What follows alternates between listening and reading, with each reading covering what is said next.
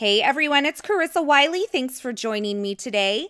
In this month's edition of the newsletter, I wanted to take another look at Distress Oxide inks. Specifically today, I'm just going to be doing some basic stamping with these. And I have done a newsletter featuring these before, but since then more colors have come out and I thought we should take another look at them. So I've pulled out some colors that will work well with kind of the autumn theme that I'm going for. And I'm going to be using this new stamp set from the Essentials by Ellen line. It's called the Snailed It stamp set. I love this tree stump image here. I think it is so cool. And I like to keep my coordinating dies stored in with my stamp set so I always know where they are. So as I get stamping here, I thought I would talk to you a little bit about the properties of these Distress Oxide inks. Distress Oxide inks are a hybrid ink. They are pigment and dye ink hybrid. So you get some of the best properties of pigment inks and some of the best properties of dye inks all in one. Now, do you see how I'm getting these really great solid stamped images in vibrant colors? That's going to be your pigment property because a pigment ink sits on top of the paper. It doesn't really absorb into the paper and it gives you that really kind of intense, bold color. Now, when you're working with a traditional pigment ink, they usually take quite a while to dry, and sometimes they even need some heat setting. But because of the dye ink properties, these tend to absorb slightly into the paper and dry a little bit faster. Now, they do stay wet long enough to allow you to emboss with these. So if you stamped them and added your embossing powder over the top, like a clear embossing powder, you could get a really nice, vibrant, colorful image with these. Now, because of the pigment ink properties, they also stamp nicely onto colored cardstocks. And I'm showing you this here, the difference between this Ranger Craft cardstock and the Neenah Solar White. So you can maintain some pretty good color onto these darker cardstocks where you wouldn't be able to do that with a dye ink. So here's a look at these images stamped onto this craft cardstock. This is a smooth craft cardstock. These dry with a really cool kind of velvety chalk-like texture. Now, in this hybrid ink is also the dye ink. So these are water reactive, just like your regular distress inks, but something really cool happens when you expose these to water. Not only do they kind of bleed out like a watercolor would, but they oxidize. So do you see on this craft cardstock how I have that really, really chalky look? That's the oxidation effect that you get when you expose these to water. Now that can work in your favor or against you. If you want this really watercolory look, then you can definitely expose it to some moisture, but be careful if you don't want that look, if you just want a stamped solid image. You don't want to get anything wet on these. Now for this example here, I'm just dropping on some larger drops onto these stamped images and then I'm soaking up some of that water and ink, and you can really see the difference between that solid stamped image and the places where it's oxidized. So once again, now these are all dry to the touch. They are not smearing, they are not moving around. And you can see the color that I end up with on this craft cardstock is really beautiful, as opposed to that really oxidized effect that I get when I expose them to water. For my card project today, I'm going to be stamping all of my images onto some ivory cardstock. Now, using these Distress Oxide inks is going to allow me to maintain a bright, vibrant color even on this ivory cardstock.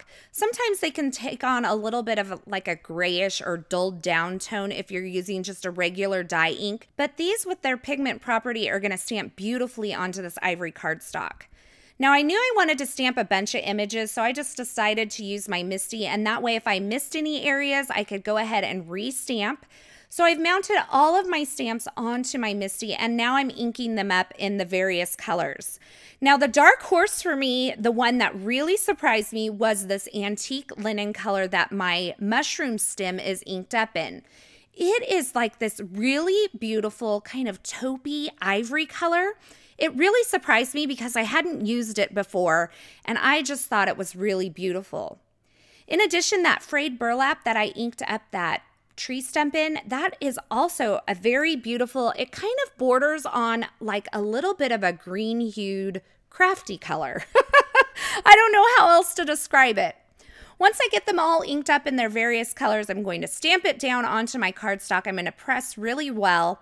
And then any of the areas that I wasn't happy with how it stamped, I'm going to go ahead and re-stamp those, re-ink them, re-stamp them onto my cardstock there. And by using the MISTI, I can be sure that these are going to stamp in the exact same spot that I stamped them the first time, so I don't have to worry about messing up my stamped images at this point. Now, do you have to use a MISTI for this? Absolutely not. You can definitely use your acrylic block. I just know that I tend to screw things up. So my MISTI is my little savior in those situations.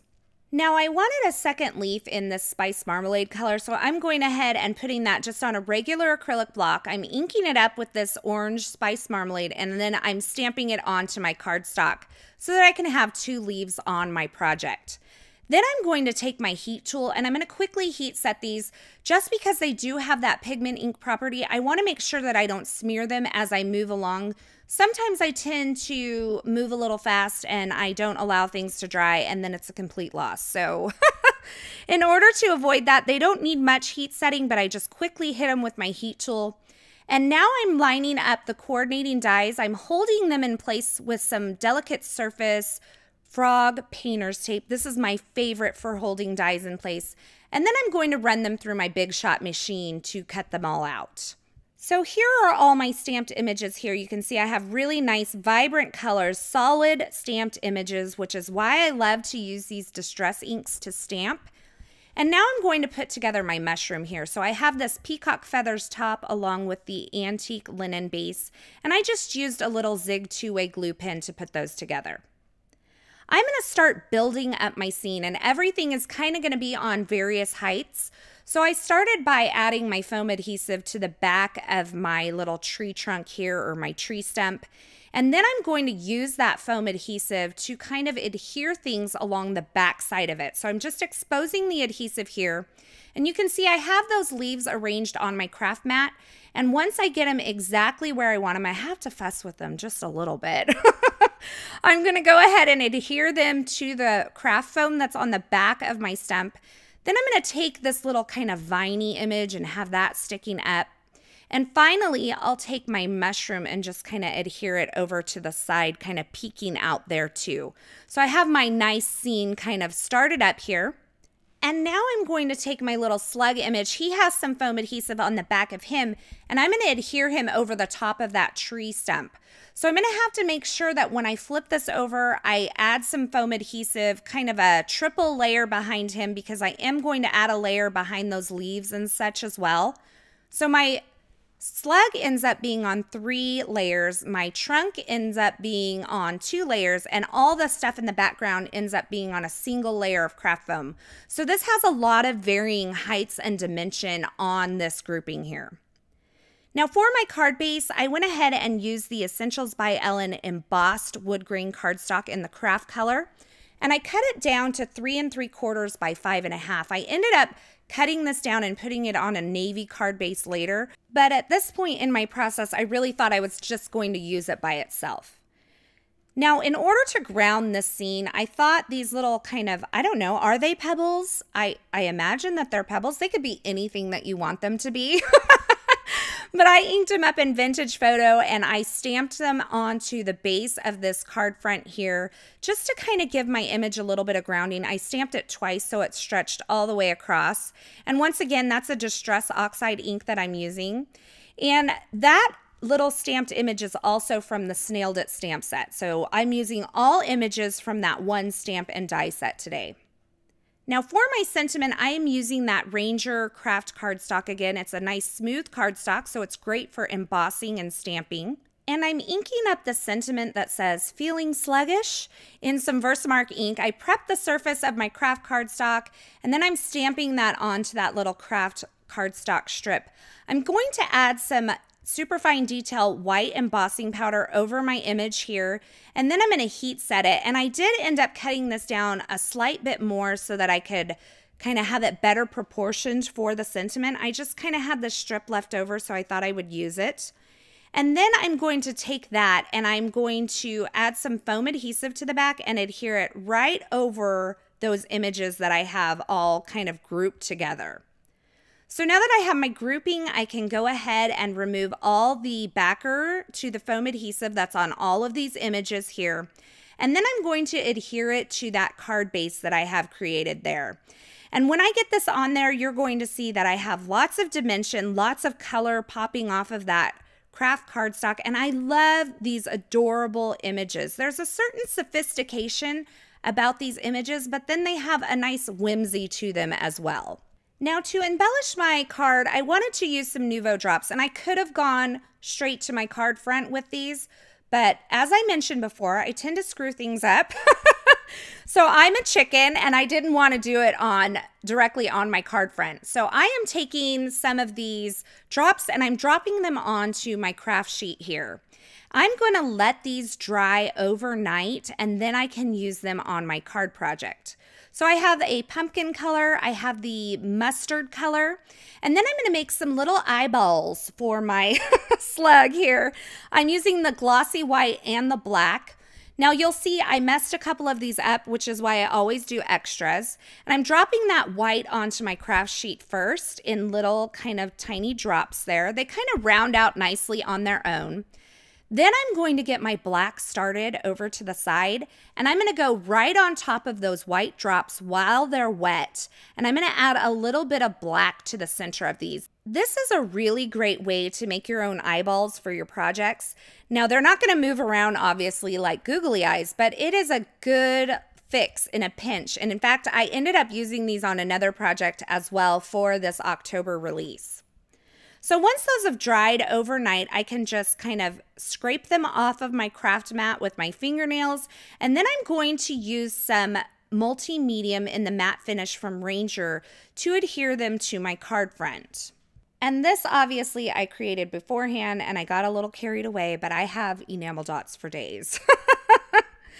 So keep in mind that as you're adhering these on top of the stamped images, they are going to react with moisture. So in my detail images, you may notice that my ink on the top of my mushroom kind of bled out a little bit. That's because I used way too much adhesive. So I will caution you that to use just a tiny bit of this adhesive so that you don't get it like kind of smushing out the sides. While it dries matte, it is going to kind of cause that ink to bleed out and kind of lift off of the paper. You could also use some really tiny glue dots to hold these in place if you wanted, but I kind of don't like to fuss with that. So that finishes off my card project for today. I ended up trimming this down and putting this onto a navy card base there that was stamped with a background stamp to give it a little bit of texture. But I just love the finish that I get with these Distress Oxide inks when I'm stamping. So here's a look at my completed card project. I love this fall color palette. It's got those traditional fall colors with that pop of orange and kind of turquoise, and I just think that makes it really pop. I also like the addition of navy along the side. I just think that really brought this card to life. As always, I will have links to the featured products in the description at YouTube, but head on over to the In Touch blog because I'll have more still shots, more information, and a complete list of supplies over there. Thanks for joining me today. All of these supplies are available for purchase at ellenhudson.com. I hope you enjoyed this project. I hope you enjoyed this video. And until next time, I hope you have a fabulous day.